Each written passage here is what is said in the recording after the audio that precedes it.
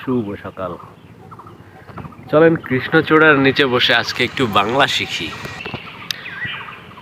অ অঘা অজ অনা আর আন আব ইতি উনখত কুনি পাতি ভি ভর রাম স শাশু আ। কিছু বুঝলেন না তাই তো? এগুলো হচ্ছে উপসর্গ। বাংলা ব্যাকরণে দুই রকমের উপসর্গ আছে, একটা হচ্ছে খাঁটি বাংলা উপসর্গ আর একটা হচ্ছে তৎসম উপসর্গ। আমি যদি বলি অভিধান, কিংবা আমি যদি বলি অতিকায়, কিংবা আমি যদি বলি অপকর্ম, তাহলে কিন্তু আপনারা শব্দের অর্থ বুঝতে পারলেন। কিন্তু যখন অ আঘা অজ অনা বললাম তখন কিন্তু বুঝলেন না। অর্থাৎ বাংলা ব্যাকরণে কিছু শব্দ আছে যার নিজস্ব কোনো অর্থ নেই, কিন্তু কিছু অর্থপূর্ণ শব্দের সঙ্গে এই শব্দগুলো বসে নতুন অর্থ যখন প্রদান করে তখন সে উপসর্গ হয়।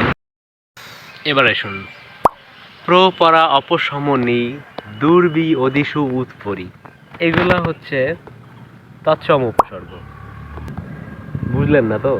আমি যদি বলি প্রতিধ্বনি তখন কিন্তু আপনি অর্থ বুঝবেন। আমি যদি বলি প্রগতি তখন কিন্তু আপনি একটা অর্থ বুঝলেন।